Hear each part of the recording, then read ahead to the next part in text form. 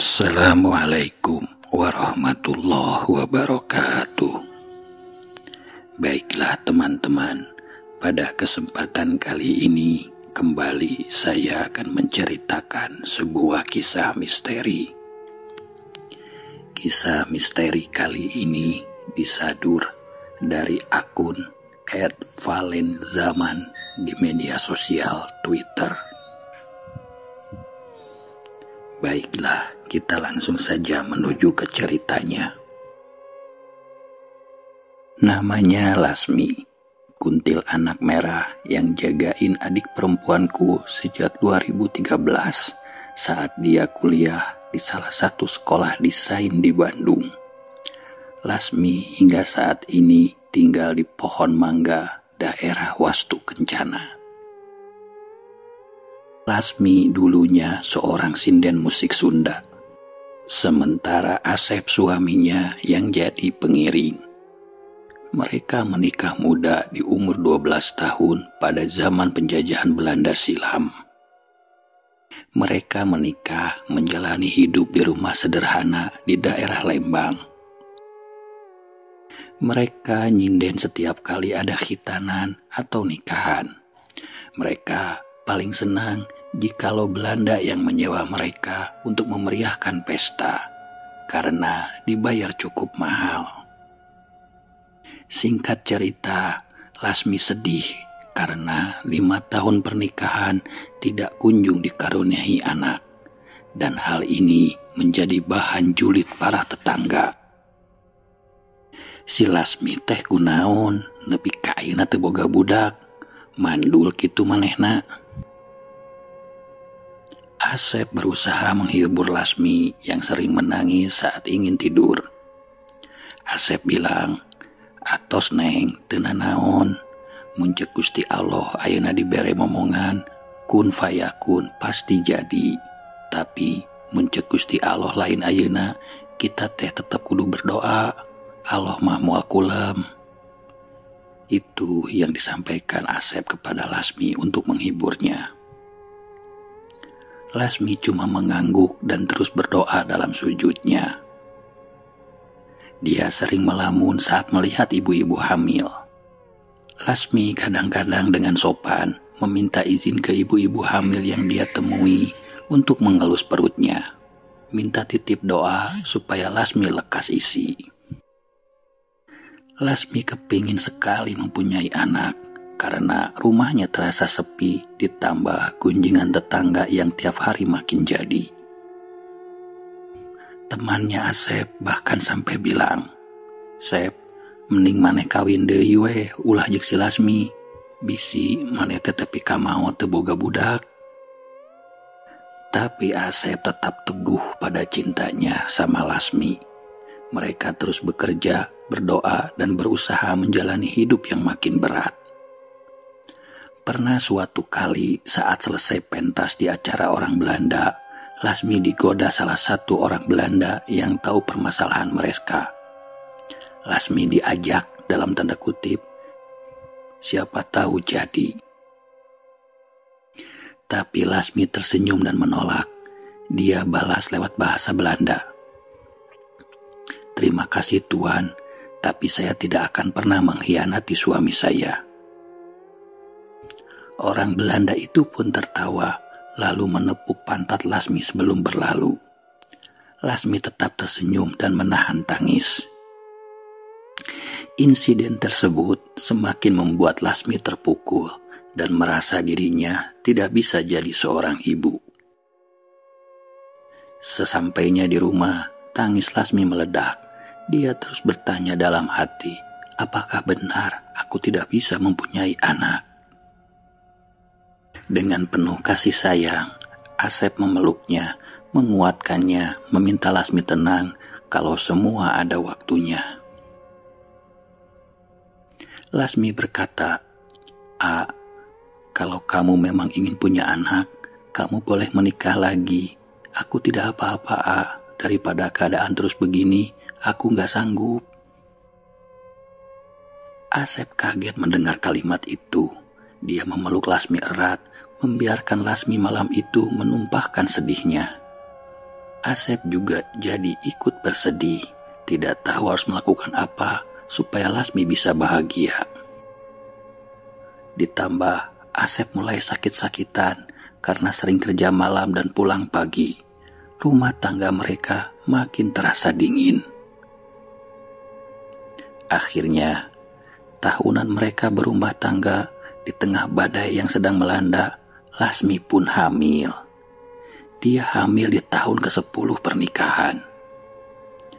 Awalnya Lasmi tidak sadar.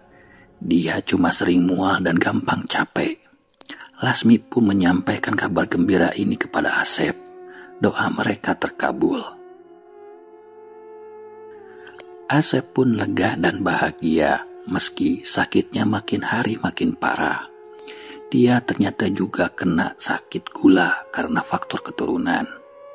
Namun, anak di kandungan Lasmi seperti lilin yang menerangi keluarga kecil mereka. Mereka tetap bekerja, tapi Asep meminta Lasmi istirahat saja di rumah. Tapi Lasmi tidak betah.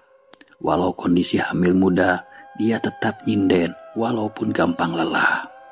Berkali-kali Asep meminta Lasmi di rumah. Lasmi tetap kekeh. Dia nggak mau Asep yang sakit bekerja sendirian. Hingga suatu saat, kejadian yang tidak pernah terbayangkan jadi neraka bagi mereka berdua. Lasmi pulang duluan ke rumah. Saat itu, dia sedang berjalan kaki di Jalan Wastu Kencana. Di zaman itu masih minim lampu.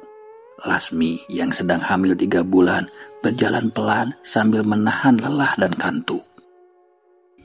Kemudian sebuah mobil pengangkut tanpa lampu yang memadai tiba-tiba menerjangnya.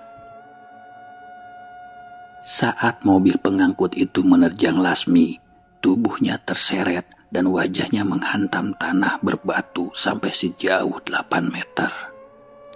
Peristiwa tragis itu begitu cepat, tapi Lasmi masih ingat betul rasanya dijemput kematian yang tidak dikehendaki. Tak ada satu mata pun yang menyaksikan kejadian tersebut. Si sopir bergegas turun memeriksa kondisi Lasmi yang sedang kejang-kejang mengeluarkan darah dari mulutnya yang robek sampai ke telinga. Rahangnya mencuat. Aduh, gimana nih? Kayaknya meninggal. Si sopir menelan ludah. Dia sontak melirik-lirik sekitar, takut ada yang melihat.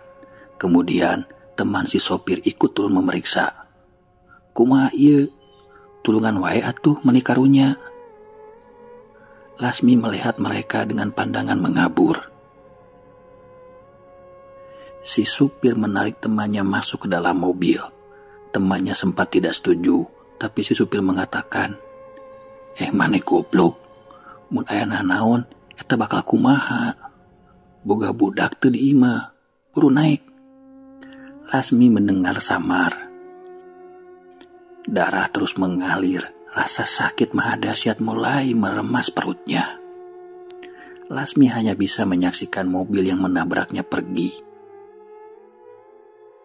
Dia pun memandang langit, berbagai kenangan berkelebat di ingatannya.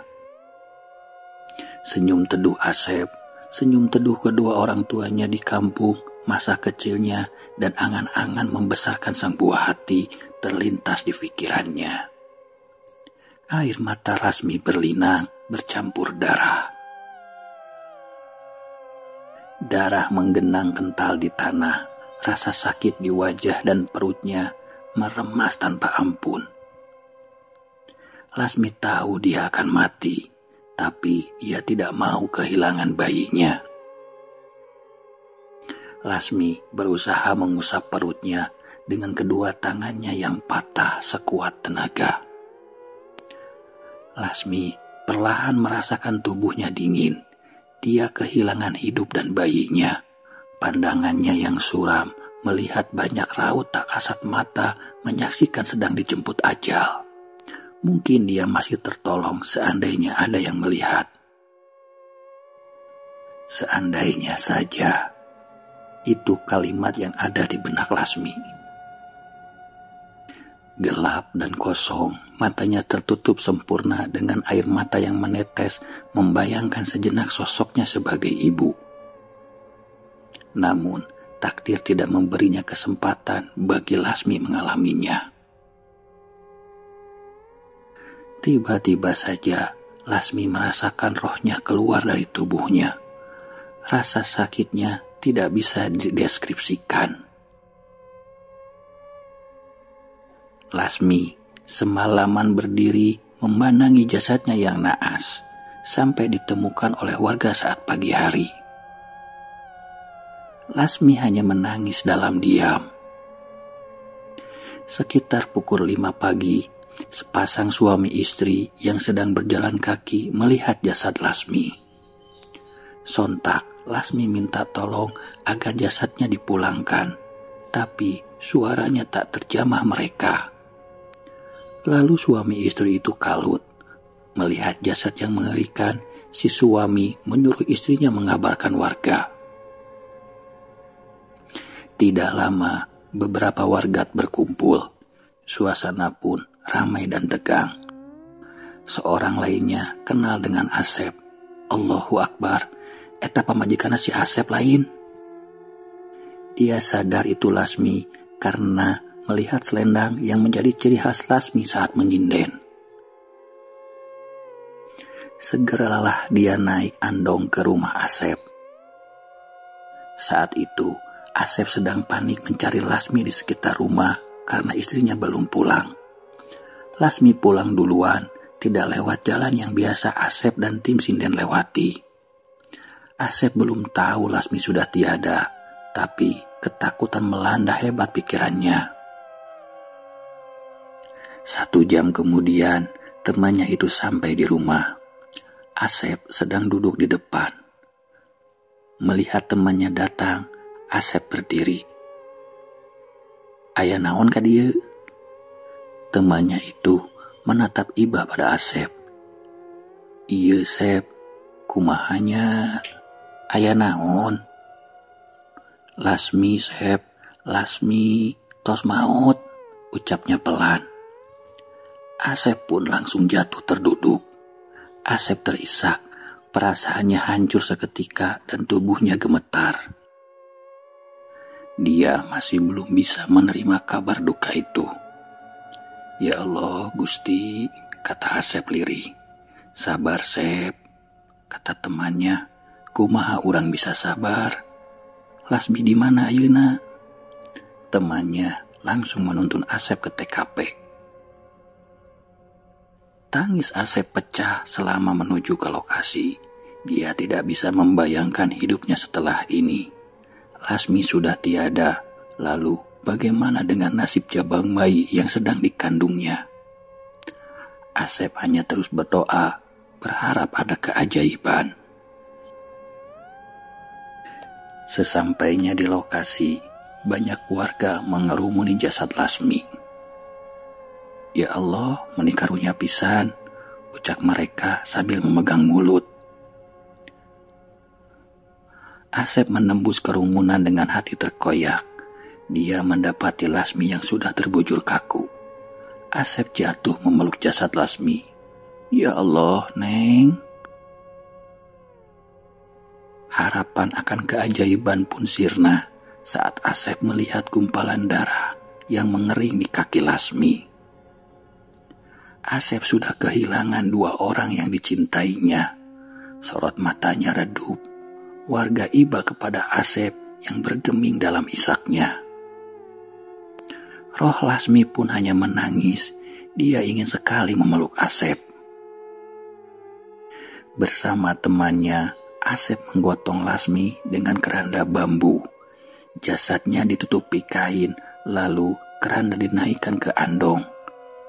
Roh Lasmi duduk di sebelah Asep. Sepanjang perjalanan, Lasmi menggerakkan tangannya seolah menggenggam Asep. Suaminya itu melambun memandangi jasad Lasmi. Asep mengusap cincin kawin di jemari Lasmi. "Neng, Akang janji cuma Neng yang ada di hidup Akang. Neng yang tenang ya," Roh Lasmi mengangguk pelan, lalu sayup-sayup terdengar suara isakan. Asep menoleh bingung, ternyata berasal dari temannya yang duduk di kursi depan. Hari itu juga Lasmi dimandikan. Rumahnya ramai ucapan bela sungkawa. Para tetangga yang dulu mencibir merasa bersalah. Mereka meminta maaf kepada Asep dan mendoakan Lasmi. Asep menanggapi sekenanya dan berusaha tersenyum. Masih terbayang betapa Lasmi sedih dengan cibiran mereka. Namun ada tetangga yang bergunjing, eta si Lasmi meninggalnya pas lagi hamil. Lah, gimana nanti? Gimana apanya, Bu? Ya, begitulah. Tetangga lain berbisik, "Hus, jangan diomongin." Mereka diam dan saling lirik-lirikan. Mereka tidak tahu bahwa roh Lasmi mendengarnya. Setelah selesai dimandikan, dukun beranak mengeluarkan janin yang dikandung Lasmi. Setelah janin dikeluarkan, Lasmi hanya menutupi wajahnya karena tidak kuat menyaksikan Asep yang begitu terpukul. Keluarga Asep sampai menarik-narik Asep untuk menenangkan diri dan mencoba ikhlas. 10 tahun mereka mendambakan kehadiran si buah hati, tapi harus kehilangan. Singkat cerita, janin itu pun lalu dikuburkan. Lasmi menatap urukan tanah terakhir dari janinnya tersebut. Lalu dia terpejam. Terbersit wajah supir yang menabraknya. Tiba-tiba, kepedihan tak tertahankan mengoyak hatinya. Muncul dendam kesumat untuk dibalaskan kepada anak si supir. Lasmi harus menyaksikan si supir merasakan penderitaannya.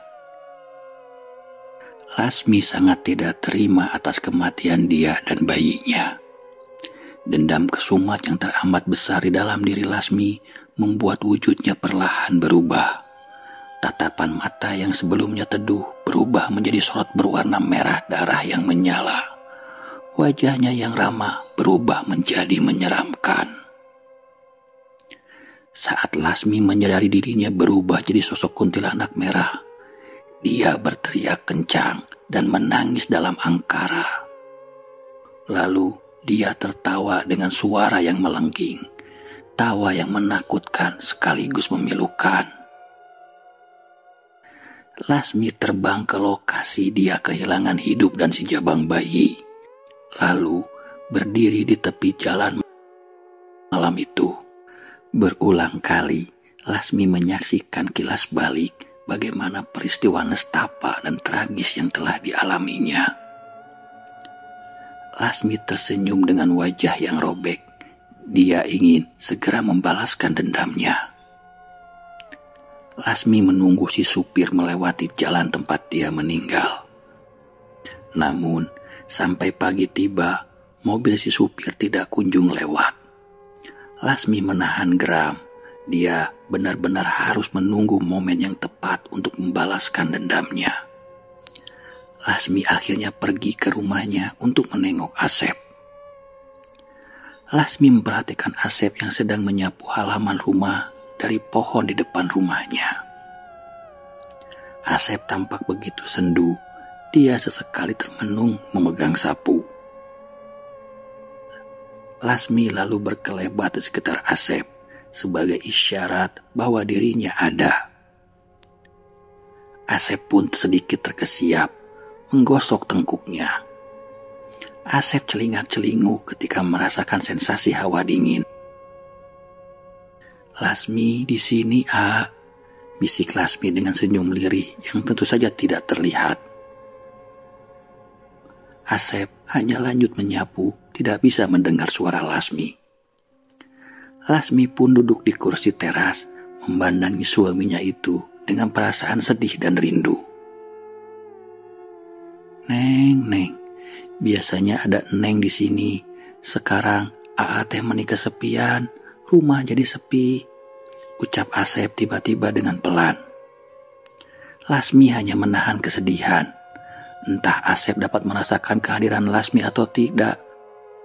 Lasmi memandangi Asep yang memunggunginya dan terlihat makin kurus. Saat baru selesai menyapu, teman Asep yang dulu membantunya datang. "Assalamualaikum." "Waalaikumsalam." Asep mengusap tangannya. "Kumaha Sep, sehat?" Asep pun tersenyum. "Ini Sep, istri saya teh nitip ubi rebus sama pisang buat kamu," sebari memberikan bungkusannya. "Hatur nuhun, Kang." Asep menerimanya dengan senyum. "Dimakan ya Sep, cepat sembuh." Lalu temannya pun berpamitan. Lasmi tersenyum. Ada kelegaan bahwa masih ada orang baik yang membantu suaminya. Asep pun masuk ke dalam rumah diikuti Lasmi. Lasmi hanya memandangi Asep menikmati makanan itu sendirian. Rumah makin terasa hampa. Lasmi ingin sekali seperti dahulu ketika mereka makan bersama. Sambil mengunyah, Asep menatap kursi di depannya, seakan-akan menganggap Lasmi ada di sana.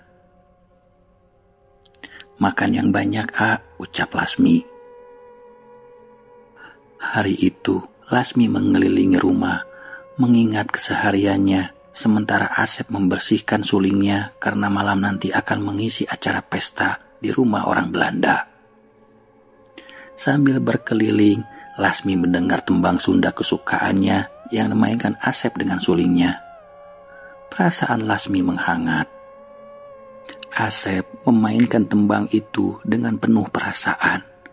Tanpa sadar, air matanya menetes. Dia ingat raut Lasmi yang tersenyum bahagia dan berkata, "Kang, Lasmi pengen dengar sekali lagi ya." Asep pun mengelap pipinya. Di depannya, Lasmi menangis karena tahu apa yang dibayangkan Asep. Pada sore harinya, Asep siap-siap berangkat. Teman-teman tim pengiring menunggu di teras.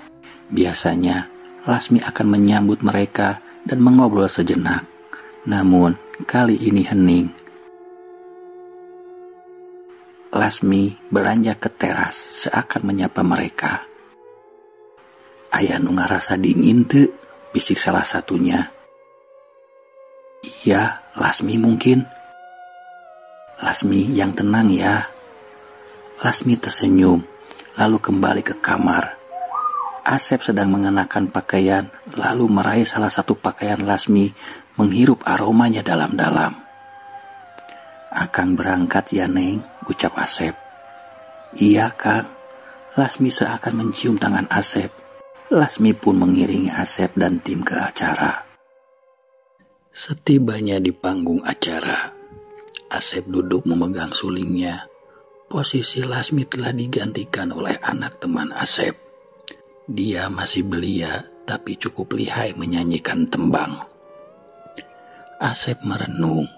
Rasanya kemarin Lasmi masih bernyanyi.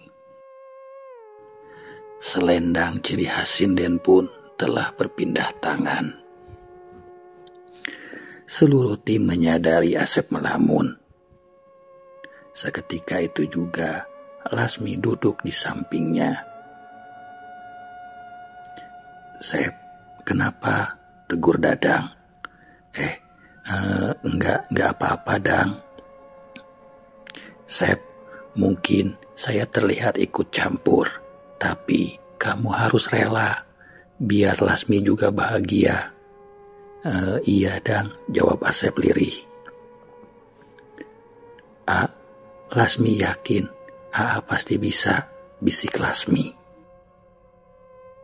Pertunjukan pun dimulai. Asep memainkan sulingnya seirama dengan alat musik lain. Dia menatap punggung sinden baru yang sedang nembang sambil membayangkan itu Lasmi.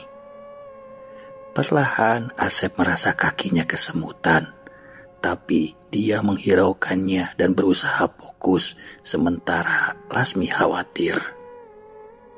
Lasmi tahu betul Asep sedang menahan sakit gulanya yang kumat. Asep mulai keringetan. Tapi Lasmi tidak bisa berbuat apa-apa selain seolah mengusap punggungnya. Asep membatin, "Duh Gusti, setidaknya saya bisa malam ini." Lasmi mendengar suara batin itu, lantas dia menangis. Tim pengiring menyadari ada nada yang meleset. Mereka pun takut ketahuan oleh penonton. Beruntungnya, Asep dapat bertahan sampai pertunjukan selesai. Dadang menghampiri Asep. "Sep, kamu istirahat dulu habis ini. Takut ada apa-apa." Asep pun mengangguk pasrah. Ternyata ada none Belanda yang menyadari kesalahan Asep. Dia menghampiri Asep yang hendak pergi dari panggung. "Saya sering menonton pertunjukan kalian, tapi kamu tadi berbeda," kata wanita itu. "Maaf non," Asep menunduk takut. "Mana sinden yang biasa dengan kamu?" Asep pun terdiam. "Kenapa kamu diam saja?" tanyanya lagi, kali ini dengan penekanan.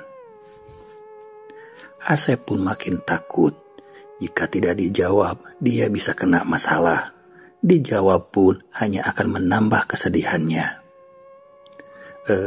Punten non, Asep sedang tidak sehat," ucap Dadang sopan sambil menarik lengan Asep menjauh. Dadang membawa Asep ke belakang panggung. "Kamu gak apa-apa?" tanya Dadang cemas. "Gak apa-apa, nuhun dang," kata Asep masih merasa tegang. Lasmi menatap tajam none Belanda yang kembali ke kumpulannya. Lalu gelas yang dipegang salah satu temannya tiba-tiba pecah. Mereka pun sangat kaget. Lasmi tertawa melihat mereka yang bingung sekaligus ketakutan. Pertanyaan itu menyinggung Lasmi dan dia hanya memberikan peringatan. Untungnya pecahan gelas tidak melukai none-none Belanda itu dan langsung menjauh dari panggung. Setelah itu, Lasmi menghampiri Asep yang sedang duduk. Asep sedang memijit kakinya yang masih kesemutan. Lasmi pun duduk di sampingnya. Gak apa-apa." Asep hanya diam. Tim pengiring memandanginya iba. "Sep, kamu gak apa-apa kan? Sementara ini istirahat dulu," kata Dadang mewakili timnya yang khawatir. "Oh iya, gak apa-apa Dang," Asep pun mengangguk. Sebenarnya Asep sedih, karena itu mata pencahariannya.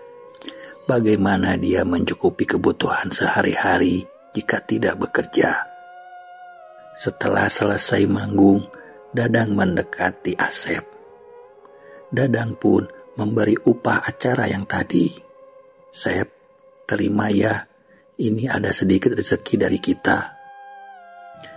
"Ya Allah, hatur nuhun pisan Dang." Asep mengelap air mata lalu menyalami rekan-rekannya. Lasmi pun terharu lalu melayang mengelilingi mereka seakan-akan mengucapkan terima kasih. Asep dan tim pun bergegas pulang. Di jalan, Asep hanya memandang lurus. Dia biasanya bergenggaman tangan dengan Lasmi, membahas esok hari dan impian mereka. Namun, kini Asep hanya berbicara dalam hati. Sesampainya di depan rumah, Asep berpamitan dengan timnya. Lalu, dia duduk sebentar di teras melepas lelah. Biasanya, Lasmi akan mengambilkan segelas air putih. Hari ini terasa sangat berat untuk dilalui. Asep harus serba sendiri. Lasmi yang melihatnya ingin sekali menguatkan Asep, andai dia bisa. Asep pun masuk ke dalam rumah mengambil minumannya sendiri. "Maafin Lasmi ya, A," ucap Lasmi sendu sembari berdiri di sebelahnya. Asep bergeming sebelum ke kamar. Lasmi pun mengikutinya. Asep mengganti bajunya lalu rebahan di kasur. Asep menghadap ke sisi di mana dia dan Lasmi biasanya mengobrol sebelum tidur. Lasmi pun merebah di situ. Mereka bertatapan tanpa Asep ketahui. Lasmi tersenyum. Istirahat ya, A. Asep berkata sendiri. Malam ini dingin, Neng. Lalu Asep tidur. Lasmi hanya memandangi Asep yang tidur dengan wajah lelah. Sesekali Asep berganti posisi dan mengusap tubuhnya karena kamar yang terasa dingin. Asep tidak tahu hawa dingin itu berasal dari Lasmi. Akhirnya Lasmi pun sedikit menjauh, takut suaminya tidak bisa tidur nyenyak. Lasmi kembali ke pohon di depan rumah. Dia uncang-uncang angge sambil menunggu pagi tiba. Lasmi pun memperhatikan makhluk sejenisnya yang berwarna putih yang ada di sekitar rumah mereka. Entah kenapa mereka tidak mau mendekat atau menyapa Lasmi. Mereka hanya tertawa dan melayang-layang. Lasmi merespon tawa mereka dengan tawa juga.